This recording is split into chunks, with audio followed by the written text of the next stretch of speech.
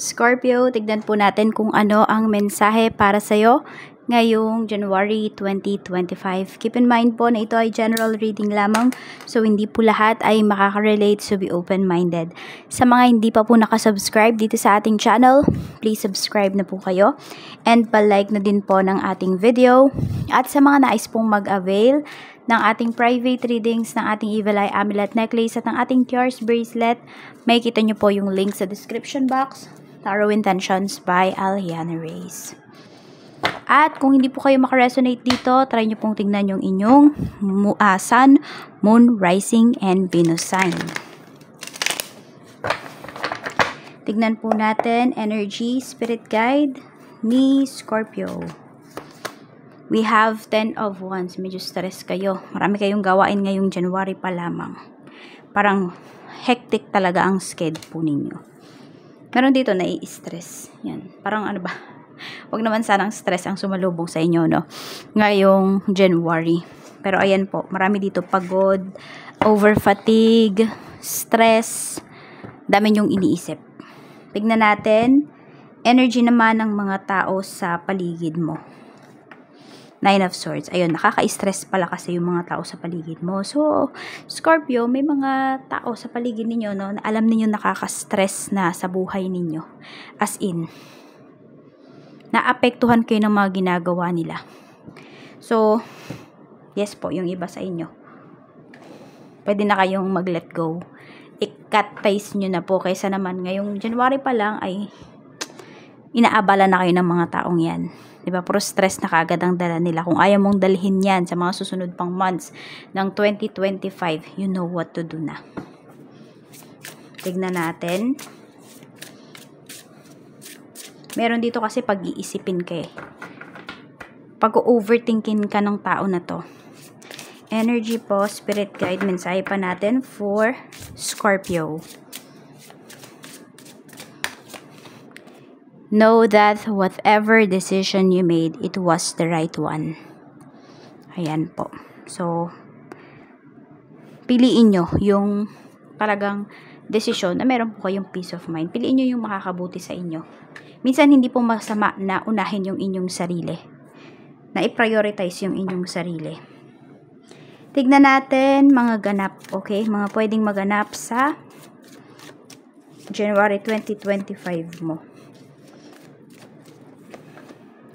Page of Swords, ayan. May nagre-review. So, yung iba pala sa inyo, kaya kayo stress kasi nagre-review kayo. At yung mga tao na to, ito yung distraction na pwede mo ngang i-cut. Cut mo muna sila, no? Kung meron po dito magte-take kayo ng exam, hindi man siguro ngayong January, baka February or March, yung iba sa inyo, is iwas muna po kayo dun sa mga taong makaka-distract sa inyo. Meron din dito, pwedeng magme-medical kayo. Ano pa ba? Ayan, baka may mga laboratories kayo. So, iwas muna kayo sa stress. Yan po. Yan yung gawin ninyo. We have Knight of Wands. Meron tayo ditong the Hierophant. Yan. Queen of Cups. Okay, may hinihintay kayong good news dito. Makukuha nyo naman talaga yan, no? Kung ano man yung hinihintay ninyo dito na good news pagdating sa mga ganap sa life ninyo. Pwedeng meron kayong imi-meet. Okay, meron ako nakikita dito kung may business kayo, pwedeng may organization dito. Or sabihin natin isang company na kukontratahin po kayo.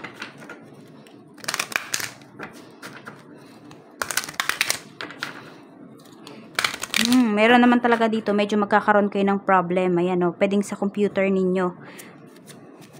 Kaya medyo stress yung iba sa inyo kasi gastos na naman yan. Okay, so kung ano man po yung mga, diba, yung mga ninanais ninyo, makukuha nyo po talaga yan. Kaya nga mag-focus po talaga kayo. Very positive yung energy ninyo dito. Okay, so kung may hinihintay kayong pera, may hinihintay kayong taong makausap, ano ba, may kontrata kayo dito na pipirmahan, may struggle kayo, yan, pagdating sa gadget po ninyo, sa computer, sa laptop, so pwedeng masolusyonan nyo po yan kaagad. So may solusyon naman lahat ng problem mo ngayong month na ito, Scorpio. Check po natin, pagdating naman sa trabaho. Okay? Sa mga may current job po, we have Judgment. Okay? Maganda naman ang pinapakita dito pagdating sa iyong current job. Pwedeng may ma-promote. Ayun, yung iba sa inyo. Na-promote na kayo, diba? Pwedeng yan yung inihintay ninyo.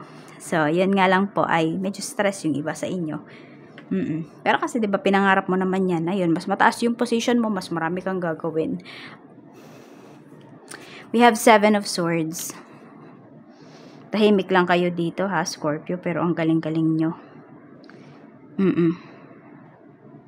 Nakikiramdam kayo dito. Yun yung nafe-feel ko pagdating sa trabaho.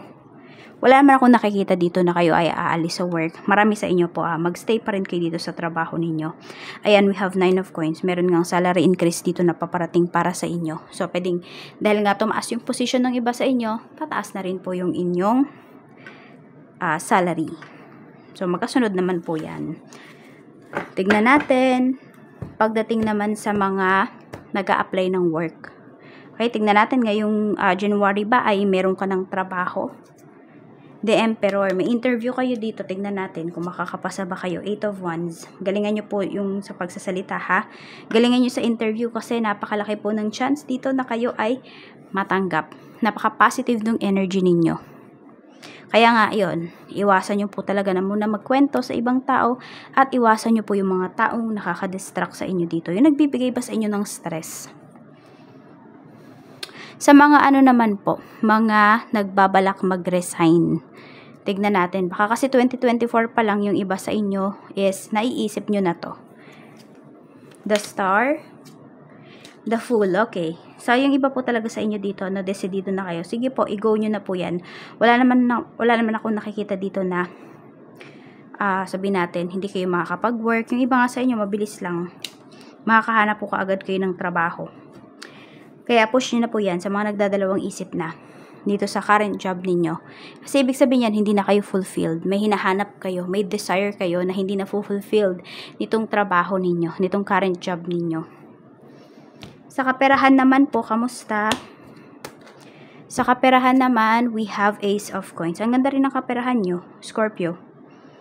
Stress kayo dito, pero sulit na sulit naman yung stress ninyo. We have 5 of Cups. Medyo ingatan mo lang daw yung pag-handle mo ng finances mo. Yun nga, kailangan yung tumahimik, okay?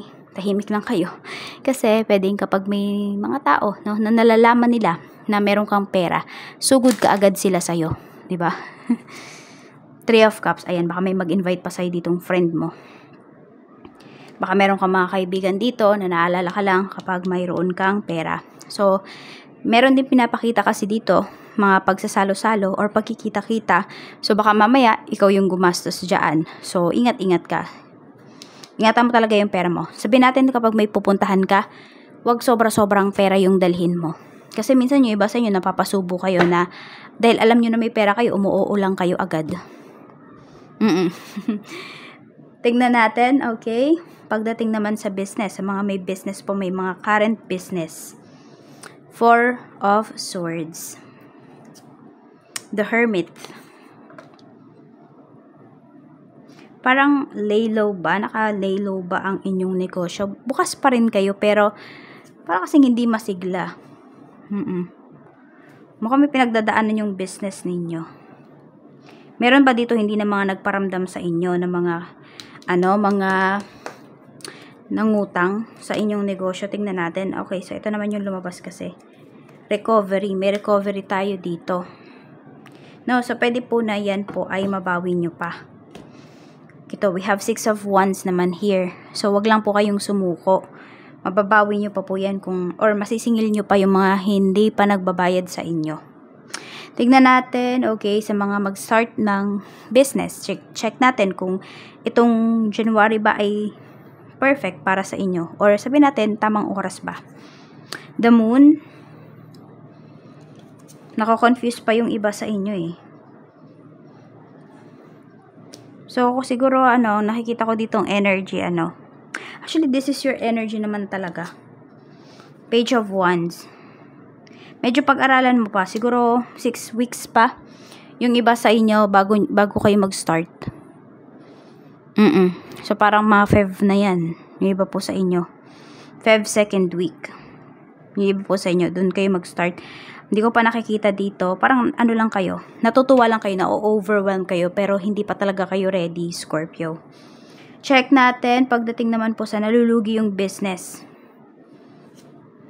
Stairway to Light. The Tower. Mukhang need nyo na itong i-give up. The High Priestess. Huwag nyo na daw pong pahirapan yung sarili ninyo.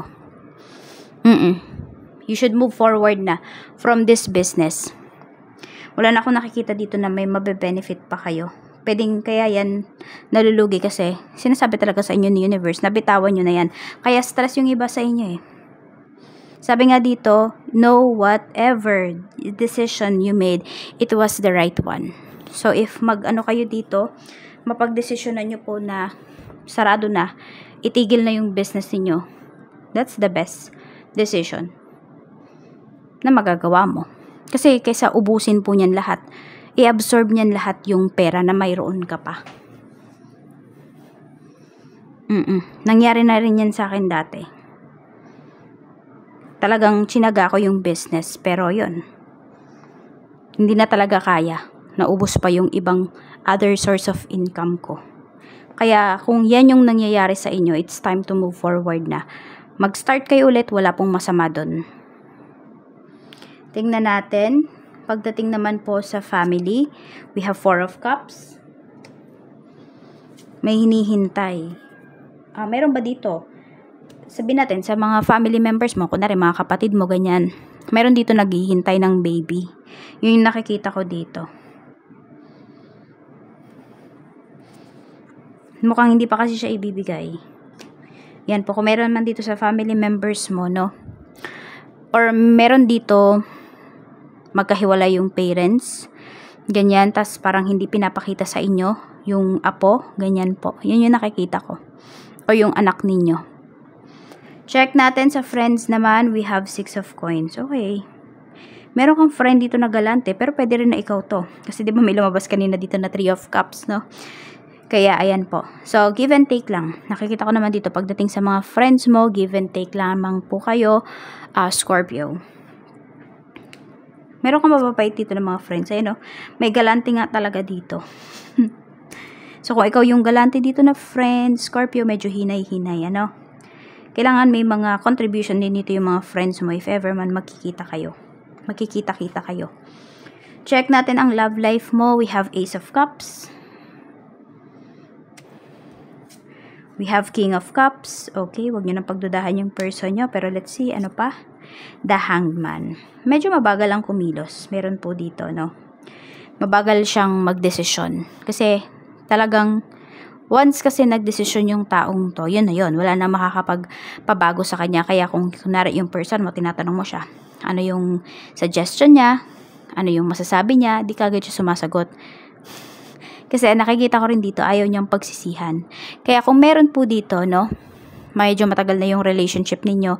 Tapos, ikaw, nag-iisip ka na kung, ano ba, magpapakasal kaya kami ng person ko, or siya na ba talaga yung makakasama ko. Kung mapapansin mo, parang hindi umuoo, or hindi humihindi yung person mo. Pag napapag-usapan nyo yung topic na yan, pinag-iisipan niya pa po kasing mabuti. Sige, tanong natin kung ikaw ba yung gusto niyang makasama. Ikaw na ba yung gusto niyang makasama for life? 5 of Swords. Hindi pa. Mukhang marami pang pinoproblema yan. Pero alamin mo, hindi naman porket 5 of Swords is meron na yung iba. Meron po siyang other problems na pwedeng hindi niya ino-open up sa'yo. Kaya ayan, natetenga yung relationship ninyo. Check natin ang health. Kamusta po ang health spirit guide? 2 of Swords. Okay, meron ba ditong magpapasurgery?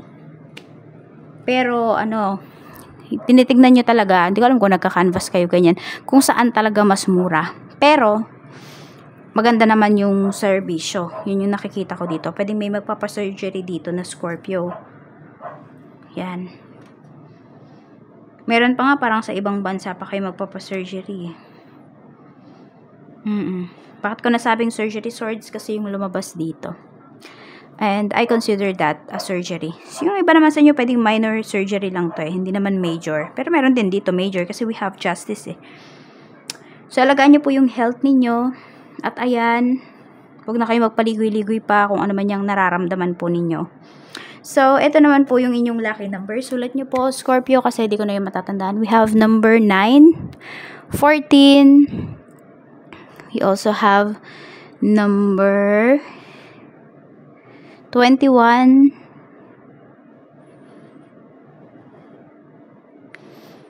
36, 39, and we have number 44. Ayan po. Maraming salamat, Scorpio. And claim nyo na yung mga positive energies dito sa reading natin. Yung mga negativities naman or yung mga reminders sa inyo ni Universe, huwag nyo rin naman pong baliwalain. Okay? So, yan lang po. Ingat po kayo and more blessings to come para sa inyo ngayong January 2025.